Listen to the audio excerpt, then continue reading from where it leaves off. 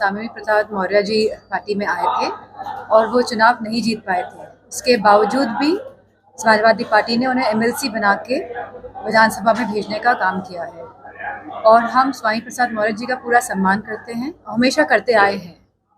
और जो अब आप बोलेंगे, नेक्स्ट सवाल करिए। पल्लवी पटेल जी ने भी पार्टी में रहते हुए और बगावत के सुर सामने ला दिया कि राज्यसभा कैंडिडेट को वोट नहीं करने वाले, कहती है कि पीडीए के नाम पर छलावा कर रही है। पल्लवी पटेल जी मेरी बहन जैसी हैं और बहुत सम्मान है मेरे हृदय में उनके लिए।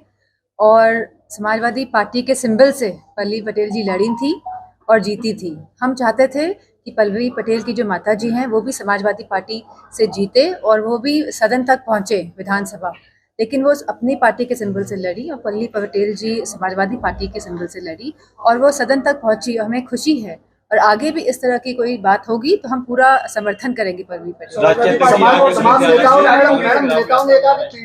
पीडीए का मतलब जो है पिछड़ा दलित और अल्पसंख्यक है, तो क्या दलित और अल्पसंख्यक महिला नहीं हो सकती थी इन 3 कैंडिडेट्स में राज्यसभा के? मैं समझती हूँ बहुत छोटी लिस्ट थी 3 लिस्ट की, और आपने अब जो कल लिस्ट जारी हुई है आप उस लिस्ट की बात नहीं कर रहे हैं।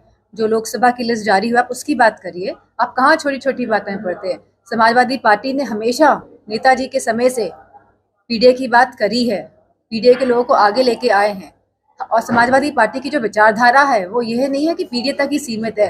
हम अगड़ों को भी साथ लेके चले हैं, गरीबों को भी, और जो भी शोषित वर्ग है उन सबको लेके आगे चलते आए हैं, पीछे भी और चलते रहेंगे। कांग्रेस से गठबंधन होने की लगातार वरिष्ठ नेता बात कर रहे हैं और अगर गठबंधन होता है तो आप सबको क्या शामिल होने वाले राष्ट्रीय? मैं तो मैनपुरी में हूँ क्योंकि ये क्षेत्र मेरा है और मुझे नहीं पता कि क्या डिसीजन हो रहा है लखनऊ में। आपकी चुनाव की तैयारी कैसी चल रही है? 24 में आप भी कैंडिडेट हैं यहाँ से, आप क्या इस बार कर्तव्य? मैनपुरी के समस्त लोग जो हैं उन्होंने भरपूर प्यार दिया है, सम्मान दिया है और मैं समझती हूँ जिस तरह पिछली बार लोकसभा सीट मैनपुरी ने समाजवादी की तो विचारधारा का समर्थन किया था, आने वाले समय में आप देखेंगे कि पिछले वोटों से भी बढ़ चढ़ के इस बार हम जीतेंगे। समाजवादी पार्टी की दूसरी लिस्ट जारी होगी अभी चर्चा का इस बारे में भी नाम नहीं है।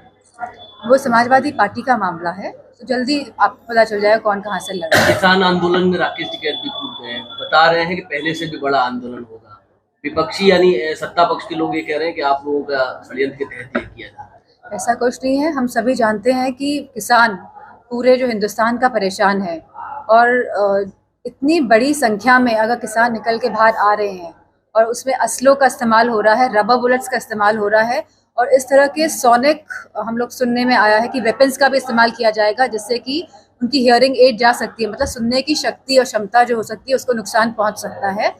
मीडिया वालों को मैं देखा है कि वो बुलेट प्रूफ जैकेट्स, टोपी लगा के, हेलमेट्स लगा के वहाँ पहुंचे, लेकिन हमारा जो किसान है जो सरहदों में बैठा हुआ है दिल्ली के, वो बिना किसी इस तरह के यंत्र पहने बैठा हुआ लगातार घायल हो रहा है। तो मेरा मानना है कि सरकार को उनकी बात सुननी चाहिए।